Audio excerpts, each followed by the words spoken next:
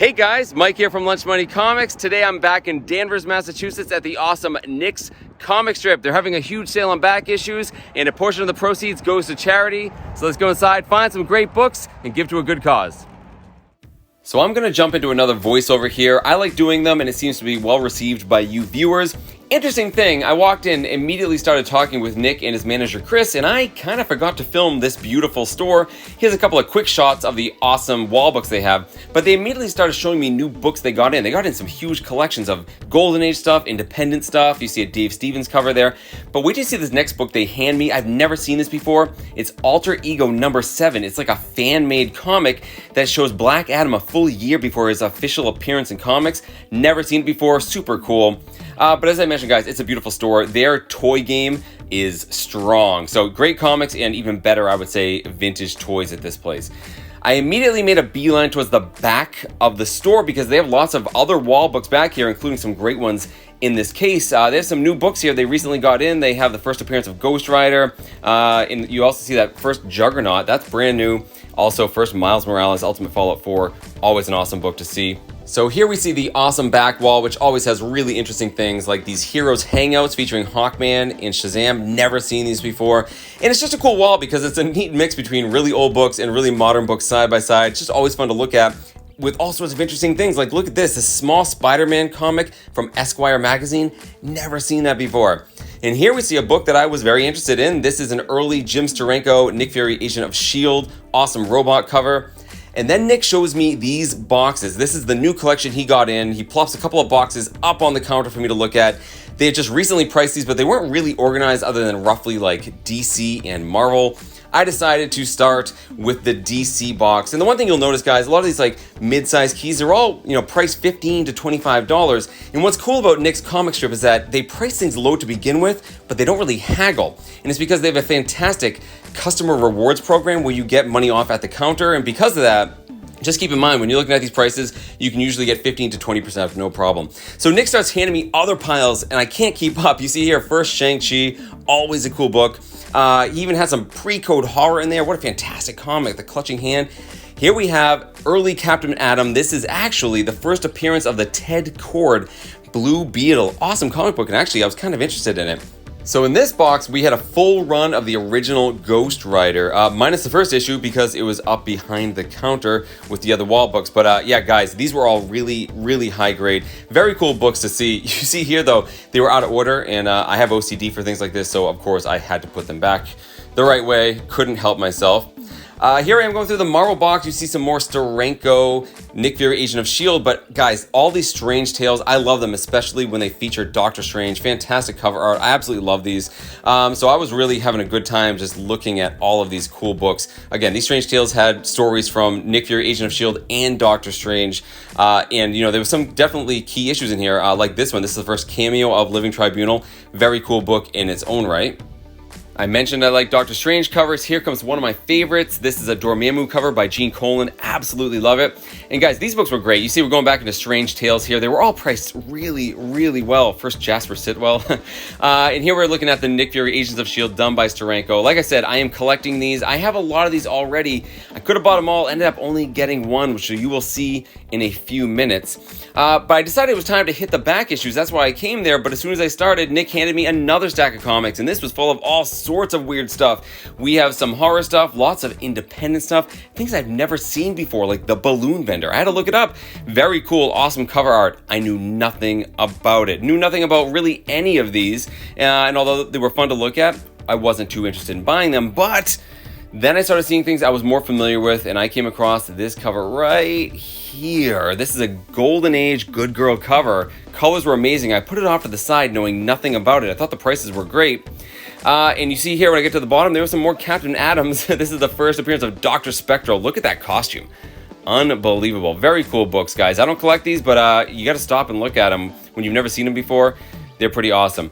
And then this stack here he handed me was full of all sorts of stuff. We have Marvel and DC and romance. We got some Batman in here, some Shang-Chi mixed in, Ant-Man, all over the place. Some X-Men. You get some Moses Magnum on the cover. Love that. Some JLA. Again, I wasn't too excited until I saw this. This is a Doctor Strange comic, and it's a key issue, and it's one I've been looking for a while, and it was priced great. That goes off to the side. We have some more Golden Age books. We're bouncing around here, guys, through the eras. Let's go up to first appearance of Silver Sable. Why not?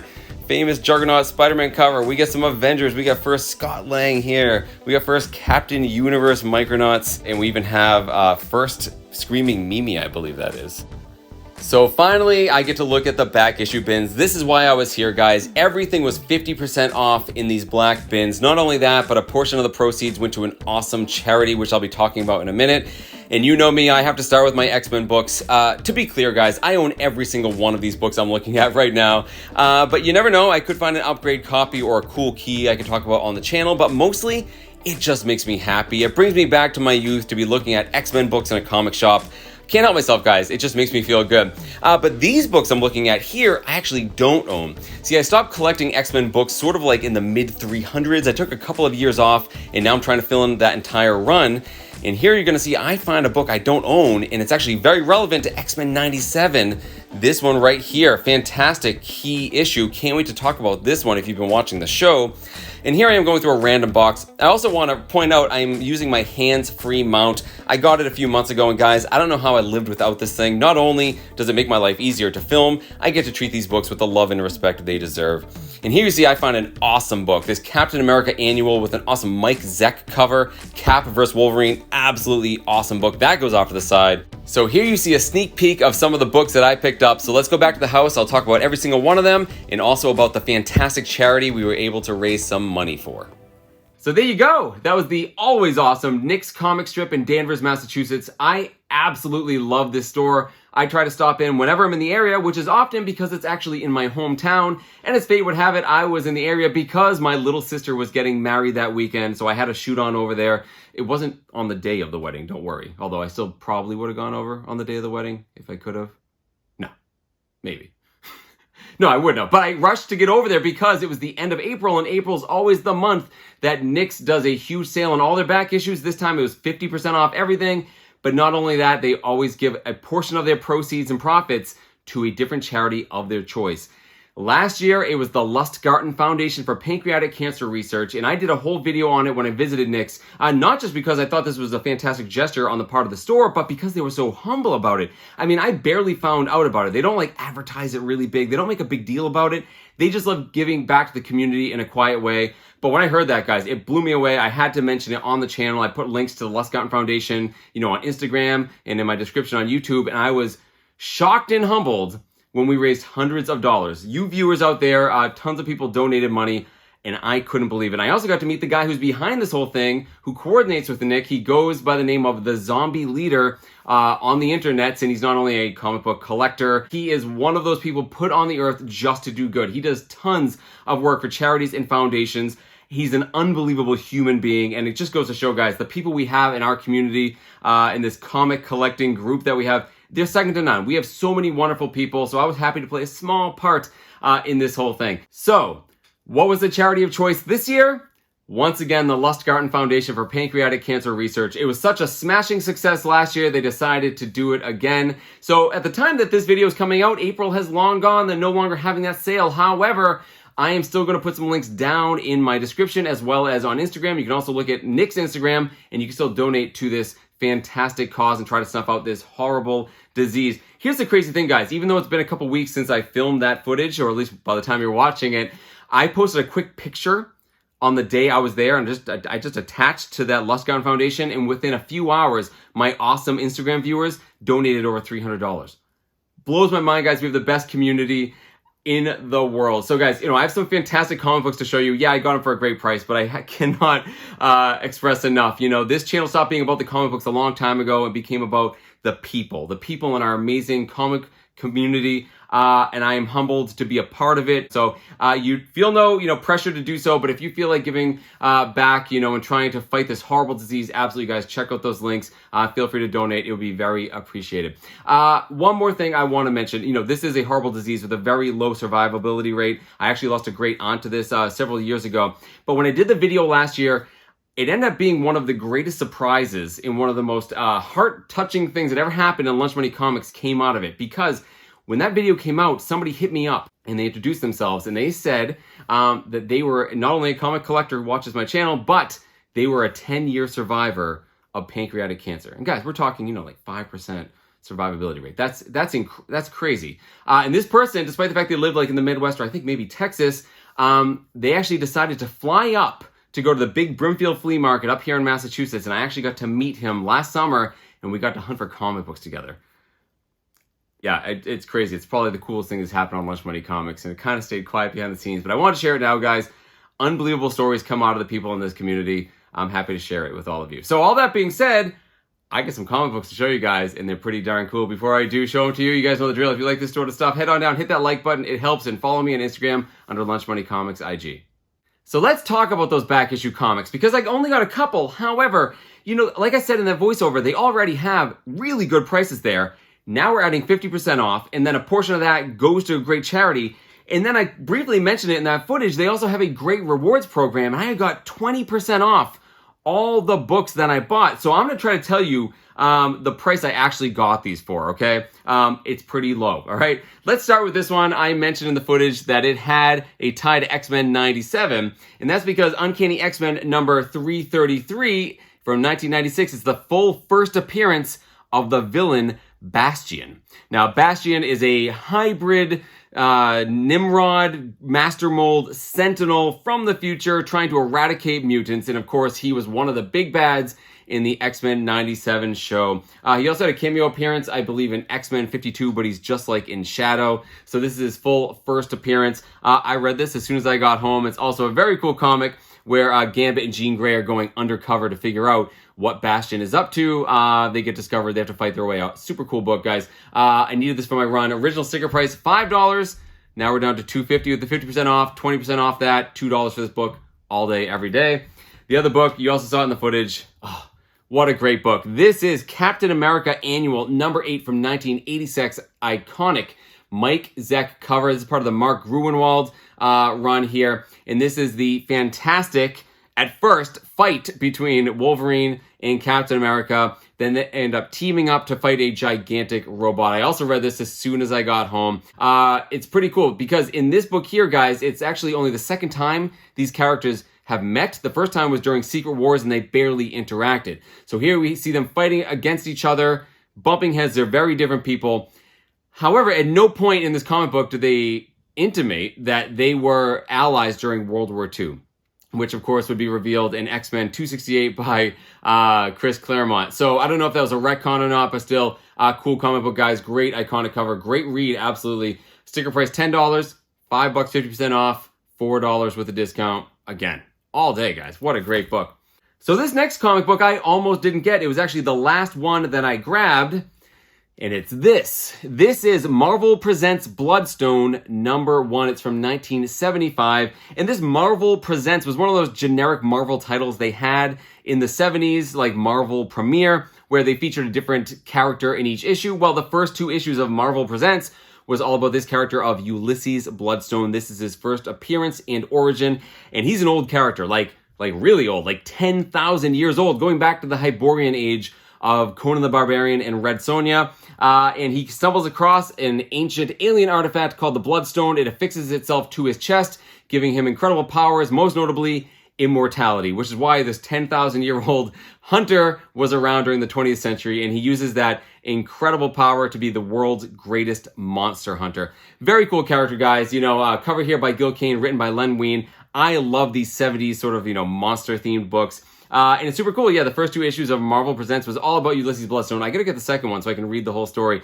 But he's known now, modern times, more for his daughter, I think, Elsa Bloodstone. And both Elsa and Ulysses appeared in the MCU in Werewolf by Night, although Ulysses was sort of like a zombie animaton that gets destroyed at the end. So I wouldn't hold out high hopes he shows up in the MCU ever again, but his daughter's pretty cool. Still, guys, this is a super cool comic book.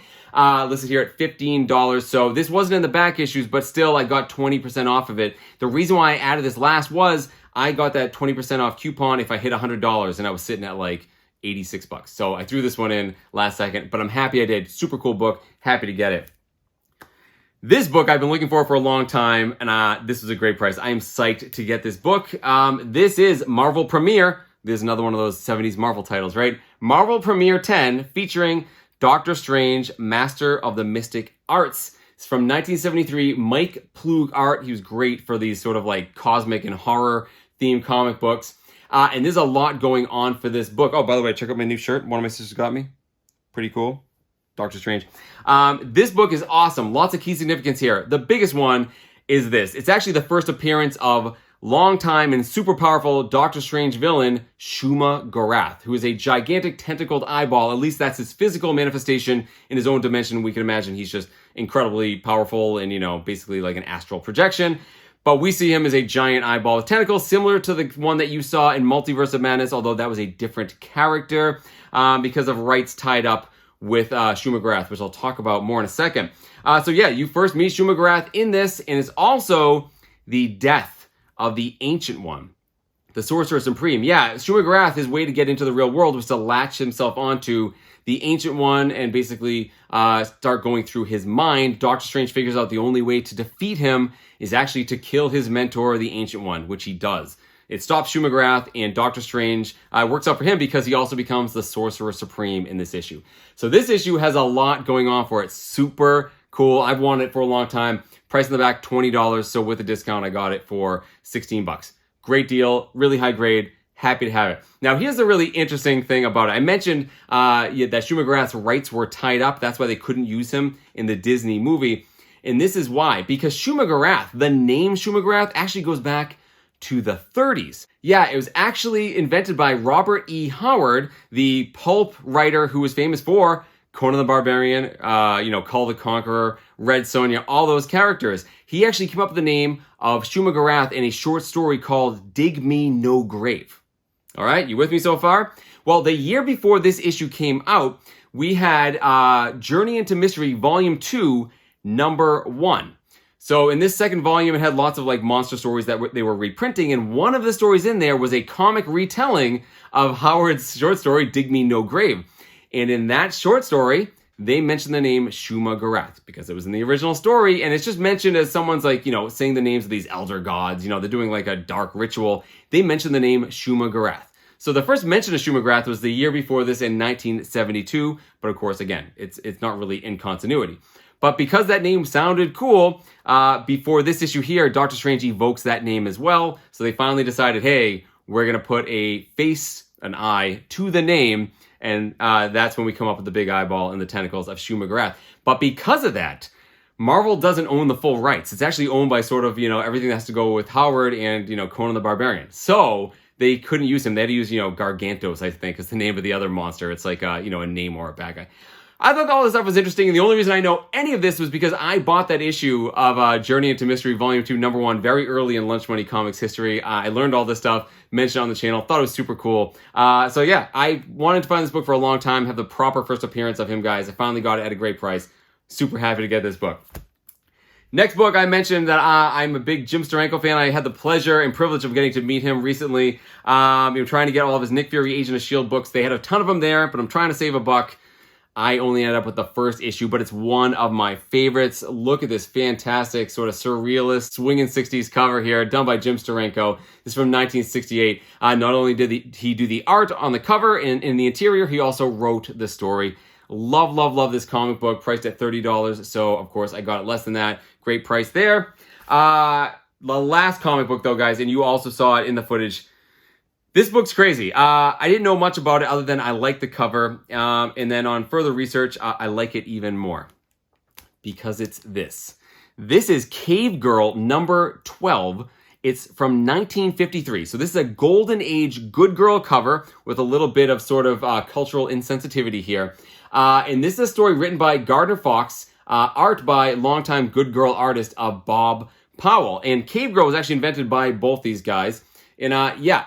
I don't know anything about this. I didn't know anything about it other than it was a cool good girl cover, and the condition was amazing. Guys, look at the color on this book. I've never seen pinks this bright on a Golden Age book, or the blues, or the yellows, or the reds. It's incredible. The gloss on this book is unreal. The back cover is white. It's still white and glossy. The only thing wrong with this is there's two small tears on the cover, less than a centimeter. You can barely see them. Staples are tight, page is complete. I knew nothing about it other than I liked it. And then I looked at the price. And the price they had on it was $30. I don't know much about it, but I was pretty sure that was a low price. With the discount I ended up getting, I got it for $24. Again, I don't know what it's worth, but I know it's worth more than $24. A quick perusal of the internet showed many copies of this going for quite a bit more. So I think it's a huge score, even though I'm not super into, Good Girl comics or these Golden Age ones. This is a cool one to add to the collection, right, guys? Especially at that price. Blew me away. So let me talk to you about what I paid for all this stuff, right? So I threw in that Bloodstone at the very tail end to get me over $100, because the way it works there with the customer rewards program, when you put in your phone number, you can see all the different coupons you've acquired, and they're all like a certain amount off of whatever you paid. If I hit $100, I got 20% off. So I grabbed Bloodstone, hit that 20% off, and got all of these for about $81. Guys, that is a killer deal, fantastic deal. I absolutely love this store. Yeah, the prices are great, absolutely, but I love the company even more. The people that work there are fantastic. And of course, when you have a comic book store that gives this much back to not only their customers, but especially to these great causes, how can you not go back and support them, guys? So I will always support Nick's Comic Strip. I will put links down in my description once again to all of their socials, as well as to the Zombie Leader and all the foundations that he stands for, guys.